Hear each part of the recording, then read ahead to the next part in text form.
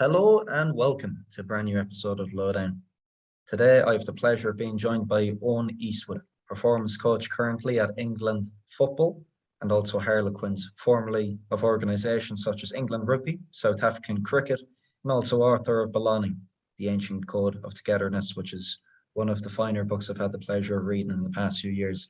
Owen, welcome to the show. Thank you, Connor. Great to connect with you, mate. Owen, the pleasure is all mine first and foremost. But the first question which we ask every guest that comes on the show is typically a football-based question. It's what is your earliest football memory? But I suppose what would be more apt for yourself would be how did your childhood influence the type of work that you are actually currently doing today? Well, actually, I'm happy to have a crack at the normal question, and that's football has never been my number one sport, but it is a sport that I've been interested in and enjoyed.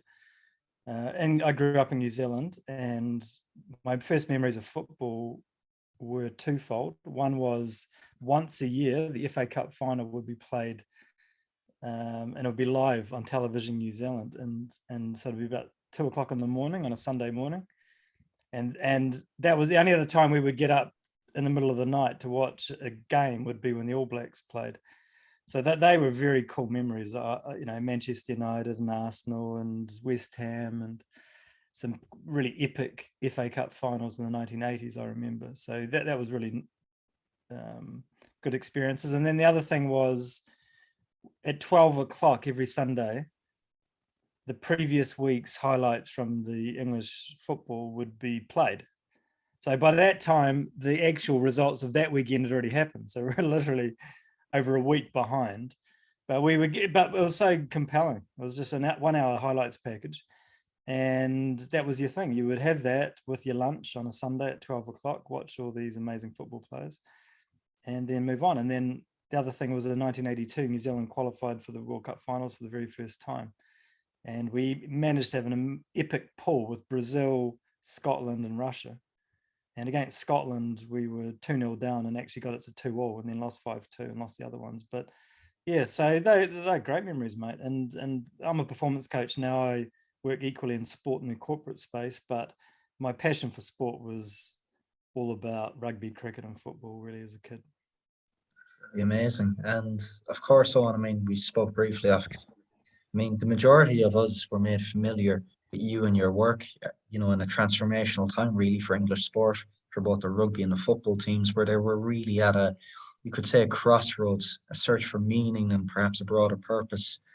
Going into that space, is that something which you could have related to on a personal level? Well, my whole journey, I was a lawyer, that's what I qualified as, and I worked as a lawyer for 20 years. So I became a performance coach accidentally, and that's just the truth of it. I had different contacts and clients who were in the sports space, and they would just talk to you about what they were doing. And then over time, when you build relationships with people, they forget the fact you're a lawyer and they just start talking about, what their experience is and some of the challenges they've got. And so they started talking to me a little bit more about some of the challenges as leaders and culturally. And I sort of got interested in it and started throwing advice around, even though I wasn't really qualified for it around by that.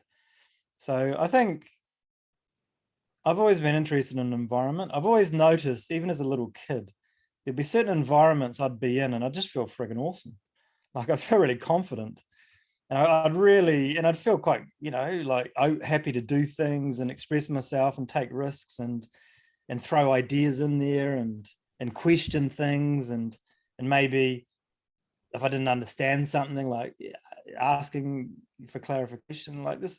But then I noticed from a young age, that there would be other environments where I was the opposite. Like I felt really, really tense, like a little bit anxious.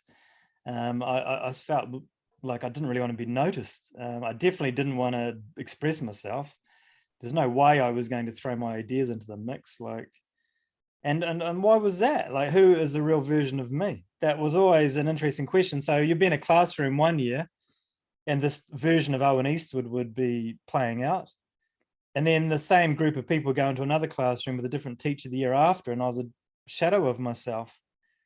And I always thought, well, what the hell is going on there? Like, who are you?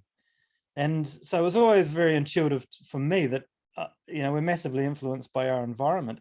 And when I first became a performance coach, I was exposed to this meta study from the English Institute of Sport, which said that 70% of human behavior is determined by whatever environment you're in.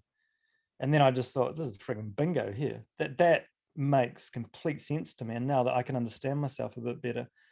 So from a working point of view, it's been interesting where you've got some of these so-called high-performing organizations who just put so much focus on the tactical, the technical, the player development, all of that, but actually have not put a lot of attention to the environment. And, to put it bluntly, you can have the best talent in the world and royally screw that up if you create a flawed environment where they can't be themselves and express themselves and perform. I think people always want to rush to conclusions on too, and there's that great old debate about being a top-down or a bottom-up approach, but I'd argue why not have both? I mean, you could be top-down in the organization, but bottom-up with the individual, and it's all a mirror of perspective, really, at the end of the day. But what you touched upon there at the beginning is absolute golden, because for me, it just sounds like you having those conversations at the law firm really were enhanced peer-to-peer learning. And as we spoke about, off camera, that's when you're really moving beyond the transactional conversation. Absolutely, mate. And as a lawyer, we used to want to be a trusted advisor to a client. So what that meant was, you didn't have to be an absolute expert on the law. You didn't have to be the best advocate. You didn't have to be the best person at writing contracts. Well, what you really wanted is a client to pick up the phone to you and say, hey, I'm in a spot of bother here. Can we talk about it? And sometimes it was a legal conversation, but often it wasn't. And so that, again, I was not technically an amazing lawyer, to put it mildly, but I would have those conversations where people would, for whatever reason, trust me to talk through things. And so what I realized now is I was really coaching even then. It wasn't my job title, but that's what I was good at. So now I don't see a lot of difference. Of course, I go in there and help evaluate and design environments. So that's true. But, once you've got a plan together and you're cracking on with it, a lot of it is purely relational. It's just people who've got to know you and they trust you and asking you for help or for ideas. It's a beautiful place to be in, mate. And I think that's for all of us who coach, that's where you want to be. Not just the technical expert who's telling everyone what to do, but actually someone who people come to. They come to you and they ask you, can you help me? Can you explain something? Can you teach me something? And just think about that from a coaching point of view. How often do we tell people what to do? What's the percentage of time that is we spend on that versus the amount of time people are coming to us? And I'm clear about that. I want my door to be open, and I want people to come to me and feel and trust me because they know me and they know they care about them. And I'd rather help people that way. You qualify that, what you were doing at the start in your early days at the law firm, as coaching, or would you just say that's being a good listener? Because I think the uptake in this sort of stuff, and for example, what I think of you and your work, it's absolutely unbelievable. But I think there's always a bit of a lag in uptake in terms of when these concepts come around, as usual, and as to be expected. But I think a lot of people sometimes, Owen, are just thrown off when we say, that's great coaching. When in reality, if you break it down, if you make it practical for people too, which there's countless examples in your book, for me, it's just empathy. It's common sense. It's being a good listener. It's taking the time out. Oh, so good, mate. I really believe, I agree with you. Like, I know it sounds a bit cliched, and for some people they might roll their eyes. Hopefully not, but so much of it is relational. I can go into an environment, and I do this all the time. I typically work on 4 or 5 teams, organizations at a time. I'm never employed by anybody. I come in, try and add value and have an impact and get the hell out of there, and then come back again when I can, do it well. So, for me, I could notice very quickly whether an environment is truly relational or actually very, very transactional. I mean, it's with experience, you can pick up on that. And if you are prepared to invest in building a relationship with each individual, like Gareth Southgate's done with England players, you can go in a completely different space with them. You can have a much richer conversation around their well-being. You can have a much richer conversation about how they really feel they're performing. You can have a really honest chat around what's the gap between the best version of yourself and what we're getting right now. Like, they'll be vulnerable. They trust you. They know you actually care about them. I had an interesting interactions with a very famous professor at Stanford University for my book, and he explained that trust, in order to get the most deepest form of trust, an individual needs to know that that other person at some level cares about them. That's where the deepest level of trust will come from. You can't just have it based on other factors. So, yeah, I mean, hopefully people are nodding, but you are capable of different things as a coach if you've got a relationship with someone versus if you just hold yourself out as a so-called expert who is a teacher or manager. No doubt about it. Yeah, and I was speaking about this to one of my good friends recently, Jonathan O'Neill, give him a shout out. But you feel at times as a football coach, you're nearly prostituting knowledge upon the player without having that relationship, because that's what it feels like. You feel like, you feel like a dodgy car salesman. That's what you feel like. For me, it's really blind coaching at times.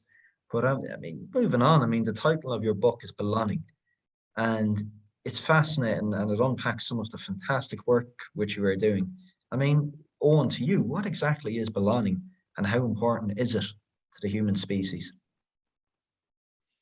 Well, belonging is actually measurable, mate. And I think a lot of people don't realize it. They think it's a bit of a fluffy concept. There's nothing fluffy about it.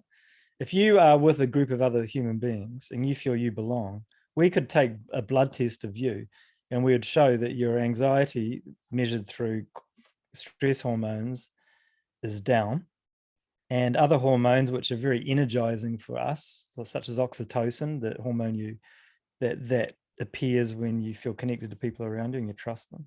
Dopamine, that motivational hormone, they'll be up.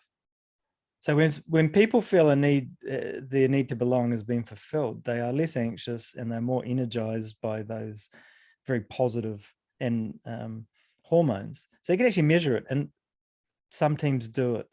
I know some teams actually take samples of their athletes from time to time just to work out exactly where the anxiety and stress levels are in that group.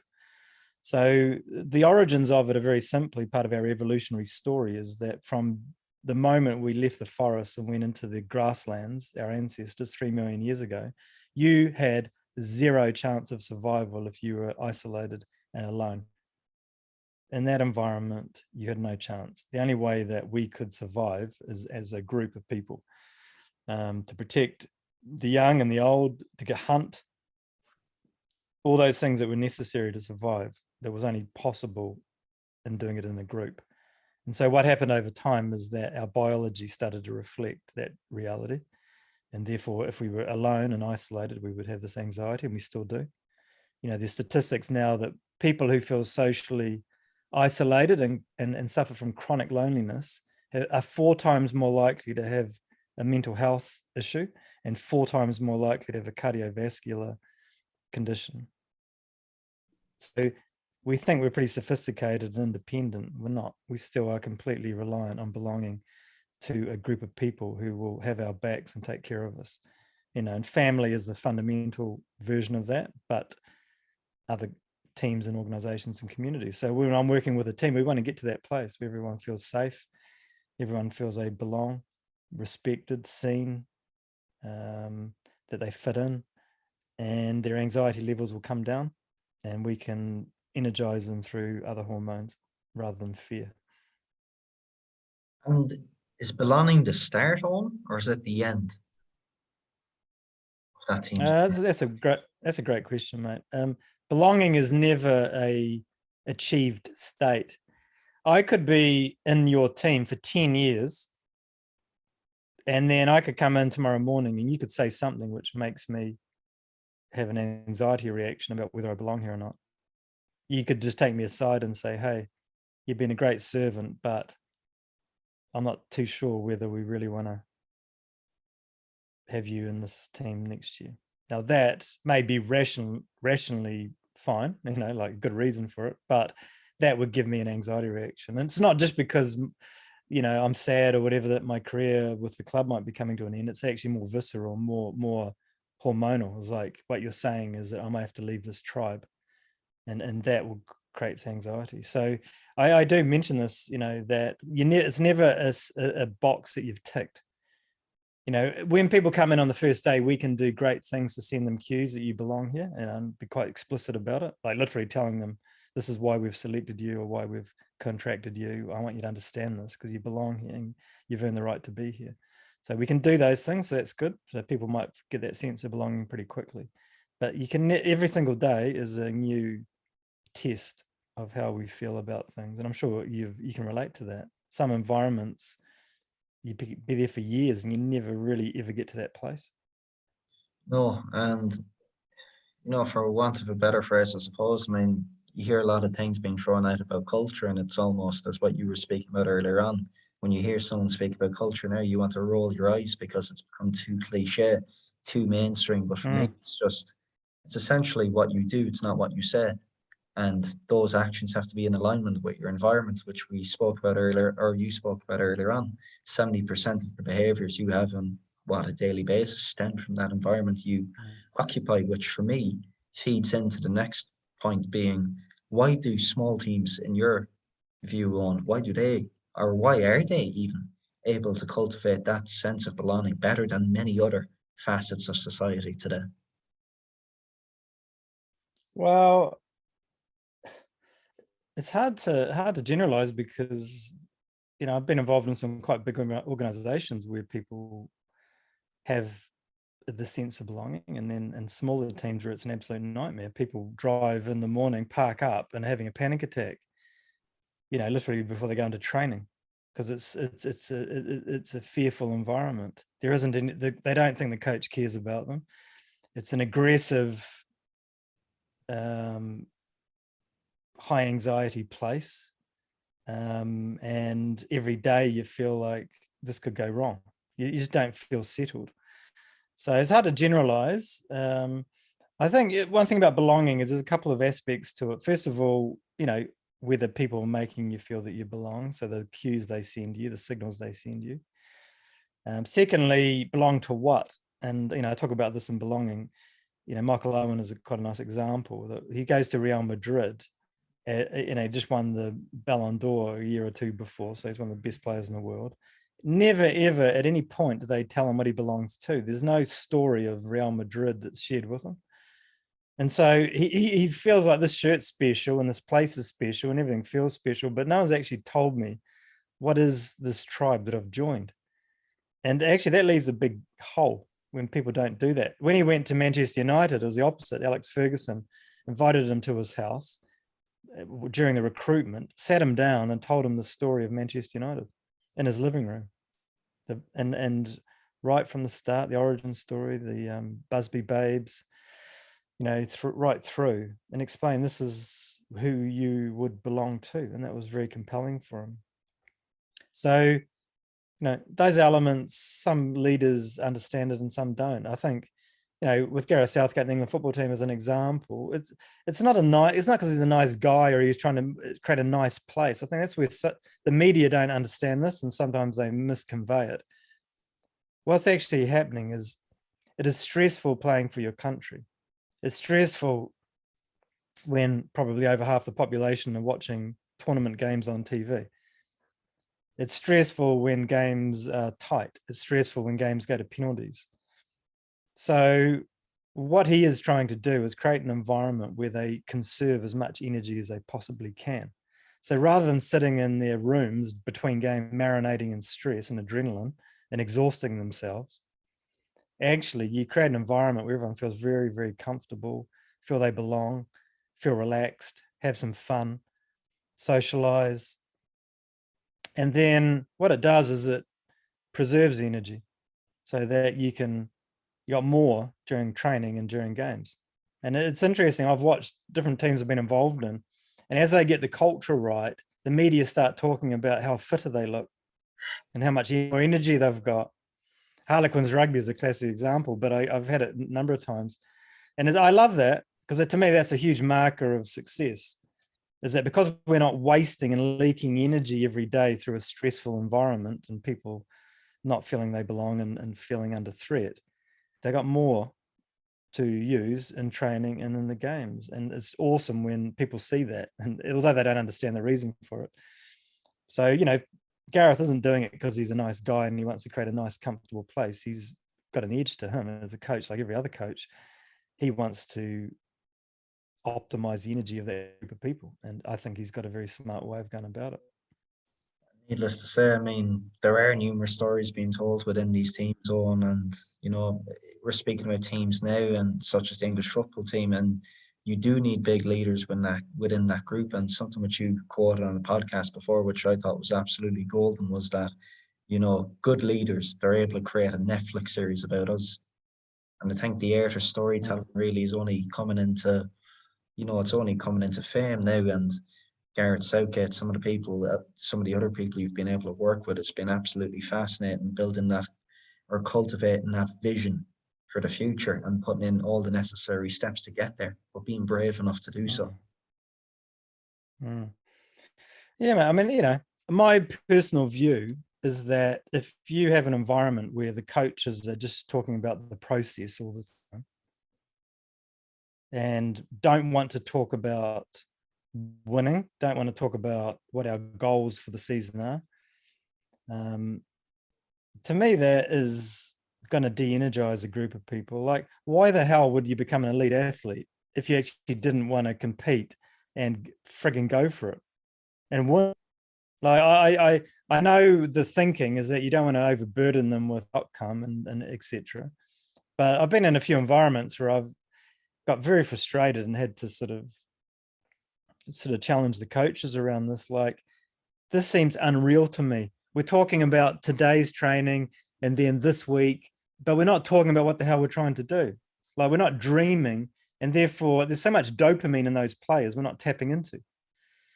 So I accept on the other end of the spectrum, if we're just going to talk about, you know, we've got to win the competition, we've got to do this, that's not particularly helpful either, just obsessing on outcome. That can make people incredibly stressed out and shut people down as well. So I think there's a place in the middle. And I think that place is around having a strong sense of identity that we're trying to live out on the field and off the field, but also incorporating some brave, bold goals about what would a brilliant experience look like, rather than let's take it one game at a time over 9 months, see what happens. I mean, if I was an athlete, that wouldn't motivate me at all. Well, and I think a large part of it too is, if you want better answers, ask better questions. And for me, no matter what domain we're in, we're all playing long-term games with some people and with others not so much. But I'd like to think too, no matter whether or not you're at the Euros, the World Cup, or most recently Nation Leagues qualifiers, you know, for me, a lot of the behaviours that come from the environment they are goal motivated. And if we're setting goals at the start of the season, that should be the motivation that carries those behaviours and leads us through. Which for me, it's kind of interesting to kind of get your view and get your take on, I mean, what are the typical times, or perhaps what are the lifespan of a team or of an organization or a federation that you would go into to investigate? Because for people to be able to be conscious of what's going on, you know, it's not going to occur at the very start. It's only when they've come across some trials and tribulations, so to speak. Yeah, that's a really good question. I've not had that question before. You know, when I look at my own career, you know, I worked with the South African cricket team. That was off and on over a 10-year period. I think this is the 7th year of working with the FA and England men's team. I think what happens is I don't really believe that people have a shelf life.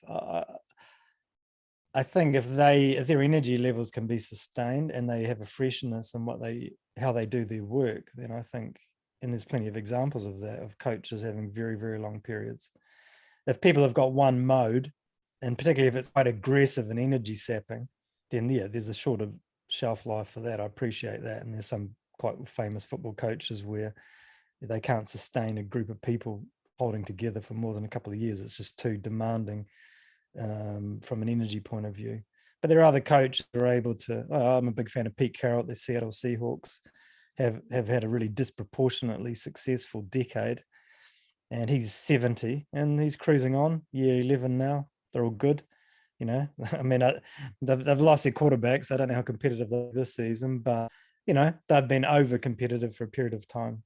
So I don't think it's about that, mate. I think it's about making sure the environment is one where people enjoy, people are energized, people feel they're growing. People love the fact that there's a coach there that cares about them and their family, you know, and why would you want to get rid of them? I think one thing I worry about a little bit is that when Gareth's tenure with England ends, that the FA capture the learnings of that period of time. You know, it's been 6 years where the team has been competitive in tournaments. It's been 6 years when the players have spoken positively about being in that team. And to me, if we just say bye-bye at some point and then just bring someone in to reinvent the wheel, I fear for that. I don't, because I think there's some really good things that he's done, which are not just about his personality or his coaching style, but are things that the FA might want to say, actually, players seem to really enjoy when the space is made for them to connect. They seem to really enjoy when they're asked the question, what would a great tournament look like? What do you want to achieve together? They really seem to respond well when we ask them, how do you think we beat this opposition? How do you think we should train this week? They seem to respond really well when young players come in and we get the senior players to take care of them and to induct them and to mentor them. You know, there are things that aren't just about Gareth. There are things that could become cultural and passed down. My fear is that that doesn't happen and someone can maybe more dictatorial and we sort of go back to the pre-Gareth era where players were marinating in stress in their rooms in between games and the team really struggled. I think, you know, not speaking from too much experience now on, but there's certainly different phases in life. And I think it's a large part of this too is being humble enough to accept that change and evolution really is inevitable, which brings me on to one ancient Maori belief I wanted to bring up called Whakapapa. I hope I've pronunciated that correctly. But for me, Owen, and as I said this to yourself before, coming across Whakapapa in the book was an absolutely seminal moment for me because it was just, it seemed something so profound, but so practical, so very much implementable. And it's just, I think you'd do a much better job of explaining it than me, to be honest. Well, I'm a New Zealander. My ancestry is English, Irish, and Maori, the indigenous people of New Zealand. When I was about 12 years old, the Maori tribe that we are part of just explained this idea, and you pronounce it very well, Whakapapa. And they just said to me that, my friend, this world, this life is not all about you. You are just one part of a line of people, goes all the way back to our Genesis story, our first ancestors. And that can be the tribe, can be my family, can be my nation, can be my school, can be a sports team, can be any community I belong to. This is about any group of human beings. And they said that you're just part of, and your arms are interconnected with those who have come before you all the way back to our first ancestors. But also you're part of a line of people that will come after you to the end of time. And the metaphor they use is the sun first shone on our first ancestors and just slowly moves down this line of people. And right now, signifying that we are alive, you and I, as the sun is shining on us. It's moved on to us from the people who came before us and the different teams and communities we're part of. But the sun is not going to be on us forever. It's going to pass on to those who follow. And they explained to me that, you know, a strong culture is one when the sun moves on to you, that the values and the purpose and the rituals and traditions and the vision of what success looks like are all things that are passed to you. So you understand our identity story of who we are and what makes us different and what makes us a little bit special. And so when the sun's shining on you, you're really motivated to add a chapter to this incredible story. Again, of whether it's your school or your family or your nation or a sports team. And it motivates the hell out of you. Love that sun on our back. It feels freaking great. And so we want to maximize our time in the sun. And it might be a long time in the sun, or it might be a short time in the sun. It doesn't matter, because it's impermanent, whatever it is. But the other thing we really want to think about is that this line of people that follows us, we want to set them up to do really well and be able to compete hard and be successful. So rather than us just sort of trying to maximize our own glory and our own reward while the sun's on us, why don't we actually create conditions for them to thrive in, and just as we do with our children? And so it's the past, the present, and the future all working together there when the sun's on us. And that's what I was taught, the way to think about life. And, we say with England football team, we've spent time just connecting the team to the team that came before them from 1872. The players know about that team, know about the captain, know that he's buried in North London, know it's 150 years this year since that team first played, and Harry Kane will go and see his grave this year, not in a big publicity stunt, but because he cares and he's interested in it. He's the current captain, the sun's shining on him and the shirt's being worn by him, but that was the first captain. So we talk about that, but then we've talked about when we go to the World Cup in Russia or the Euros here in Qatar, what is the story, the chapter that we want to write? Well, the sun's on us, what do we want to write? That we're a bunch of selfish, overpaid, arrogant individuals who didn't compete? Nah, that's not it. We want our country to watch us and feel unified and inspired, and that feel that we're a really, really good representation of the best bits of this country. We want to entertain them. We want to give them evenings where they spend with family and friends and just proud to be English. And we want to friggin' fight like hell, and we want to come home with one of these trophies. And then the story, and then that chapter can be finished, and then we'll pass it on to someone else to write the next one. So, that spiritual idea from Maori is an idea that any of us can relate to, I think. On a personal note, you think if you didn't meet the Maori tribe that day, you'd be doing what you'd be doing what you're doing now in this day and age on, in terms of writing the book and belonging, in terms of no chance. I had a good chat with a friend this morning who is a psychologist, performance psychologist, and he's looking to maybe do his own thing. He works for a governing body at the moment, and just my personal view is that why you or I or anyone else should sort of have a model and be the deliverer of a model and sort of mimic other people. I don't believe in that. I think all of us have our own story. We have our own beliefs, which are wrapped in our own personal stories. We all have our preferences and our strengths. And I think it's incredibly important to encourage you, but all young coaches, anchor the way you coach in your own belief and sense of identity. And it'll be authentic. It'll be different.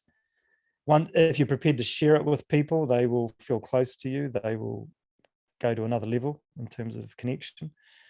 And you can really just friggin' be yourself. And there's certainly a lot of people in high performance environments, I think, who are trying to be technically correct and to follow models and methodologies and football tactics, but it's not human enough, not personal enough. That's my personal view. And that's my own story, is that I learned those things as a young guy, and I take them everywhere I go with me. They never get left at the door. You see the future conversation headed on this on in terms of leadership, in terms of high performance? I mean, just what you alluded to there really does kind of give a lot of pondering for thought for not only myself, but for many other coaches, which I'll know will be listening to this. Yeah, I mean, on that point, I know that you're unique. I know that you're one of a kind, and I want you to coach that way. And And if I went to go and watch you coaching and I don't see that, I'll kick you up your butt.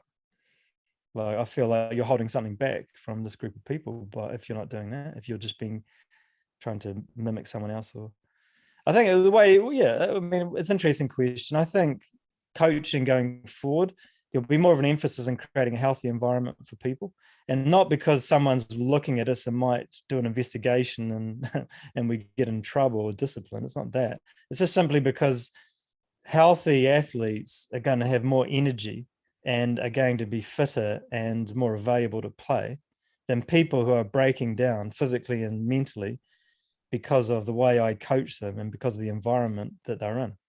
So I think well-being and that type of thing has been like a peripheral. Oh, okay, someone's got a mental problem or struggling. They can go and have a one-on-one with the psych. I think those days are over, mate. I think as a coach, you're gonna have to take responsibility to make sure that your coaching environment is healthy, that people can feel well there, that they're not going home completely broken, that they're not having a panic attack in the car park before they start the day. And there's a good performance reason for that. It's not just a progressive idea. So I think that's going to be part of it. I think the people who can lead us into that space, that'll be good. Like this, mate. I like the fact with teams that I go and see in the morning, there'll be an iPad and they'll fill out their sleep and in their last evening and the quantity and quality and their hydration and their food, and then they'll be asked between 1 and 10 on energy and 1 and 10 on mood. That is beautiful. That is great. I wish my siblings had that experience in their own working environments, which they don't. So that stuff is great. But the problem is there's a disconnect between recording and capturing that type of data and actually friggin' having an environment which honors it. So, you might get people with a low mood and low energy, and then they're brutalized at training or no. So I just think we're not far away, mate.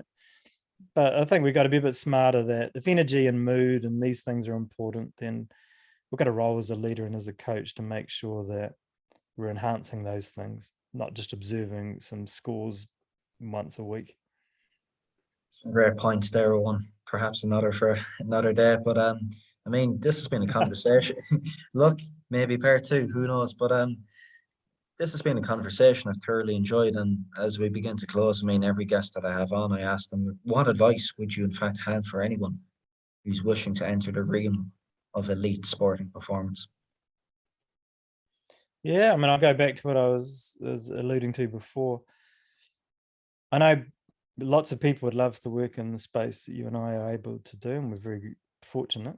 I really would not only encourage but challenge people to find out what their unique selling point is. Don't try and just say, I've got all these qualifications and I know this, that, and the other, and I can come in and not screw it up. No, I want to see your personality and I want to hear your story. If I'm recruiting people to come in, that's what I'm asking. Tell me your story. And tell me, what do you really believe in? And how does that come out through your coaching?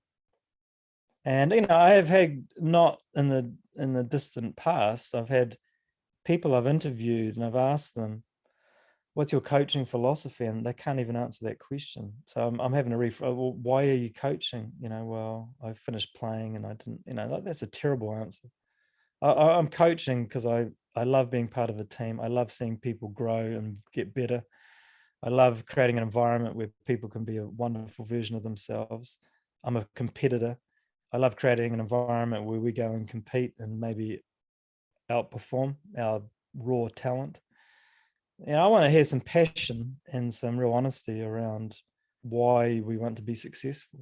So I'd encourage everyone listening, if you want to get in there, spend a little bit of time on and reflecting yourself as to what you believe in, what experience you want to give people, and make sure that you get that across when you're looking for opportunities. Absolute gold there, Owen. I mean, I've had so much fun, I suppose. I don't know if that's the right word actually or most apt, but the last 40 minutes have been brilliant. Plenty of gold there. I mean, I'm here in my notepad scribbling away, trying to keep up with yourself. But I'm sure, I mean, if I'm getting this much value, countless many others will too. So Owen, hope you had as much fun as I did. But thanks for coming on the pod. Mate, I've enjoyed it, and everything I've said is very, very simple, really, isn't it? And it's just sitting there anyway. And I'm just pointing out the obvious to people. So thanks for having me on. I really respect what you are doing, and I know that you've got a hell of an impact in your career. I'm looking forward to continue to follow it. Appreciate it.